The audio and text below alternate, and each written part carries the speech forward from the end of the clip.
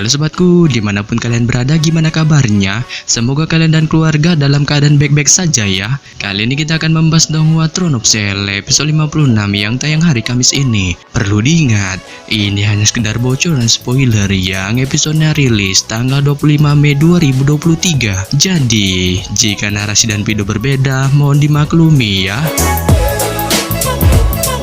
Untuk kalian yang penasaran tentang cerita Throne of Shell episode 56 ini yang tayang 1 minggu sekali, oke, langsung aja kita ke ceritanya, gas.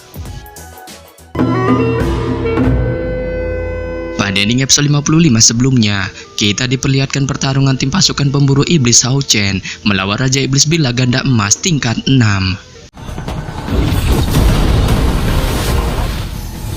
大家一起上，把他就地。救上！陈台上要他命！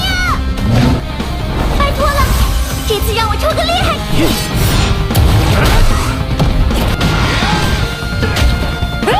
Yang mana setelah melihat dirinya di pojokan tim Hao Chen berkat combo yang mereka lakukan, Raja Iblis Bila Ganda Emas menunjukkan amukannya dengan mengeluarkan kekuatan terbadasnya, yaitu tebasan pembunuh penjara Bila, menyebabkan kelompok Hao Chen yang terkena dampak serangan ini pun tampak pontang-panting. Namun di sini Hao Chen tetap melindungi para rekannya, terutama Chai yang bahkan dengan tebasan pedang cahayanya ia berhasil menghentikan serangan dari Raja Iblis Bila Ganda.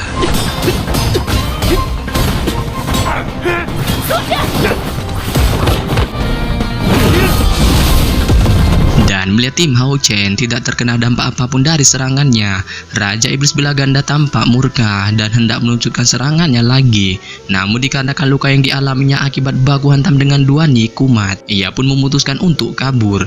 Tetapi di sini Hao Chen tidak membiarkan begitu saja berlangsung jadi-jadian ini untuk kabur saat ia segera melakukan trio combo badas yang diperuntukkannya untuk menghabisi Raja Iblis Bila Ganda bersama Yuan Yuan serta Chai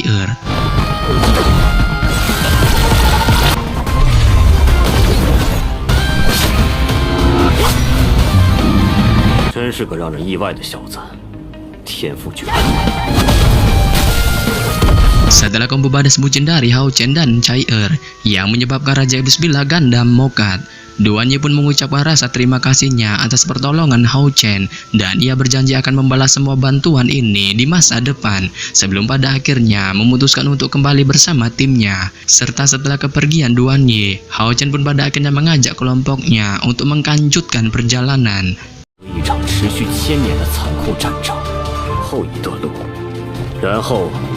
Dan ketika di tengah perjalanan kelompok Hao Chen menuju perbatasan pemburu iblis yang tampak masih cukup jauh, Gao Yingji pun tiba-tiba datang dan memberi kabar buruk tentang tim mereka yang akan dibubarkan jika terlambat sampai di perbatasan pemburu iblis dalam kurun waktu 1 jam. Namun dikarenakan tim Hao Chen berhasil memokatkan Raja Iblis Bila Ganda, alhamdulillahnya kesatria langkah ke-7 itu pun memberikan mereka hadiah berupa tumpangan untuk dengan cepat membawa mereka sampai di perbatasan pemburu iblis dan juga masing-masing diberikan poin kontribusi. Serta saat ini di perbatasan pemburu iblis terlihat para prajurit tampak siap siaga saat menyambut kedatangan pesawat para tim pasukan pemburu iblis. Nah, ini dia bocoran spoilernya. Setelah pesawat para tim pasukan pemburu iblis sampai di perbatasan pemburu iblis, mereka segera landing di bawah dengan kelompok Hao Chen segera diperintahkan Gao Yingji untuk ikut dengannya. Namun baru saja kelompok Hao Chen berjalan di perbatasan ini, mereka segera disambut pria tampan nan gagah berwajah dingin yang menunggangi kuda.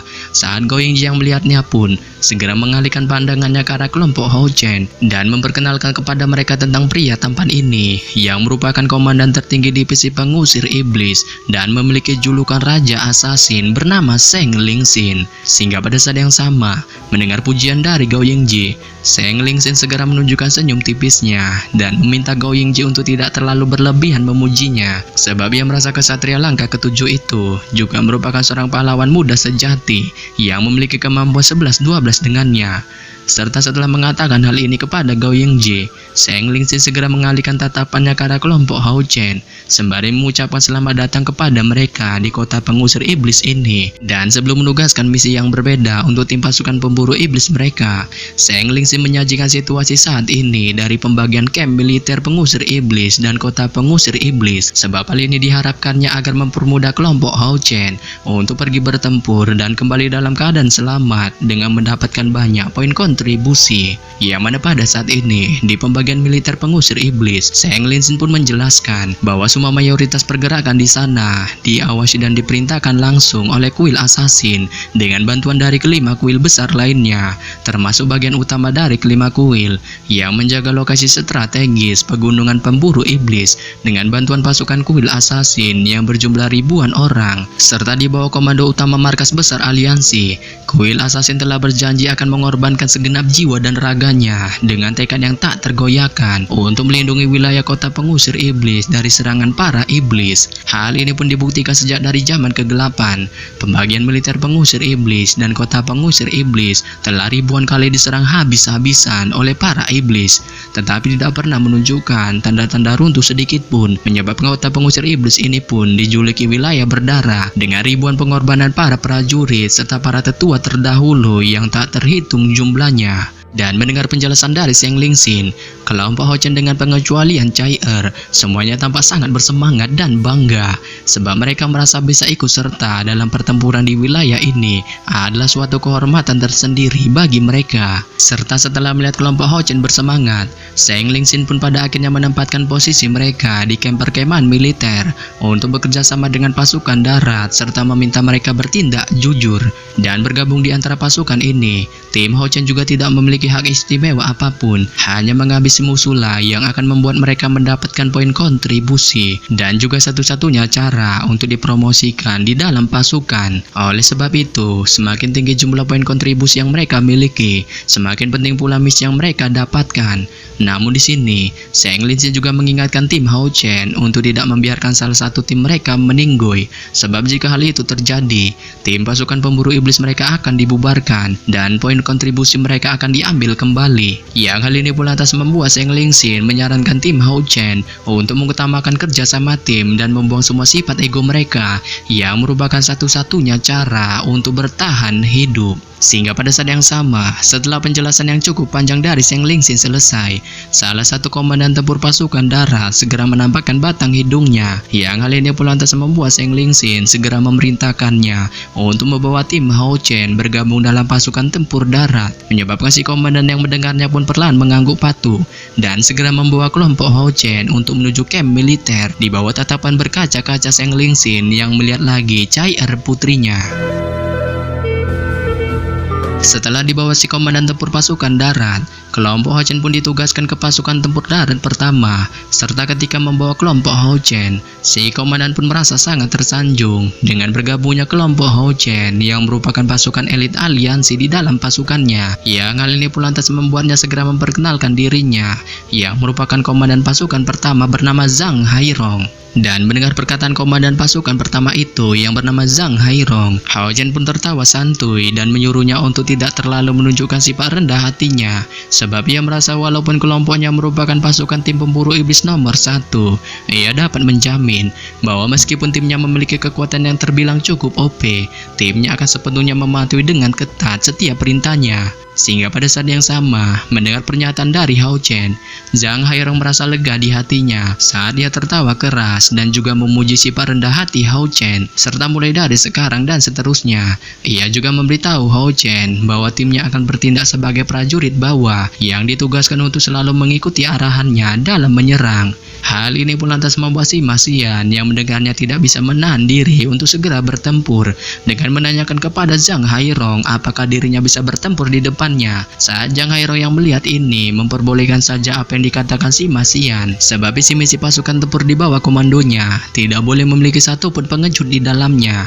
Yang hal ini pun lantas membuat kelompok Hao Chen yang mendengarnya segera memberi hormat kepada Zhang Hairong sembari mengatakan ya. Serta setelah memberi pengertian kepada kelompok Hao Chen, Zhang Hairong pun menugaskan mereka untuk pergi ke camp tempat tinggal yang sudah disediakan khusus prajurit. Saat Hao Chen DKK yang mendengar perintah ini pun bergegas pergi ke sana, dan pada akhirnya diberikan peralatan perang standar berupa satu set pakaian perang yang bersih. Tetapi di sini tidak ada seragam pun yang mengkhususkan wanita, melainkan semuanya sama saja.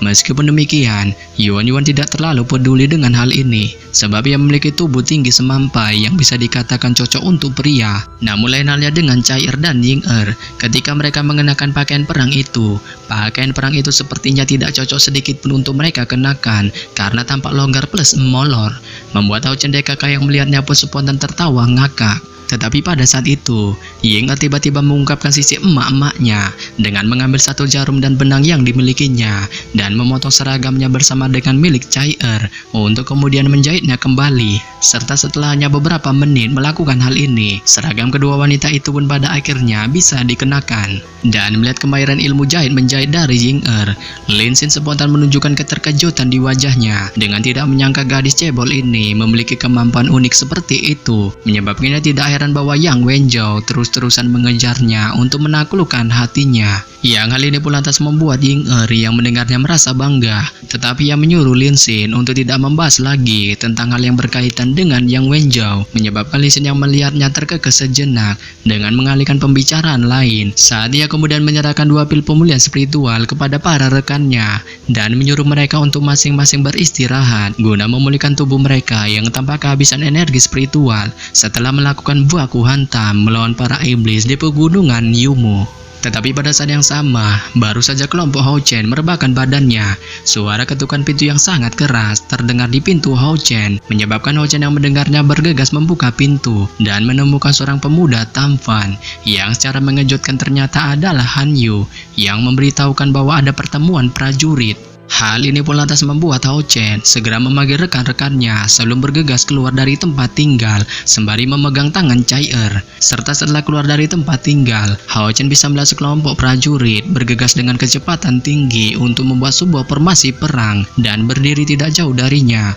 Hao Chen dapat melihat Zhang Hairong dengan penampilan gagahnya yang mengenakan baju perang dan masing-masing tangannya memegang kapak perang, berdiri memimpin para prajurit yang sedang berbaris. Yang hal ini pun lantas membuat Hao Chen dengan cepat memimpin para rekan timnya untuk berlari ke arah Zhang Hairong dan melaporkan tentang timnya sembari melakukan penghormatan prajurit di hadapannya. Sehingga pada saat yang sama, melihat kelompok Hao Chen di hadapannya, Zhang Hairong pun tanpa basa-basi segera memerintahkan mereka dengan suara tegasnya untuk berdiri dan membentuk formasi di belakangnya dan selalu mengikuti semua arahannya dalam menyerang para iblis di depannya yang kali ini secara barbar menyerang tembok perbatasan.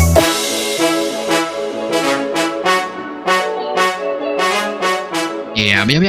Sampai di sini saja saya menyampaikan bocoran spoiler Throne of Cell episode 56 yang baru tayang Kamis ini. Akhir kata saya ucapkan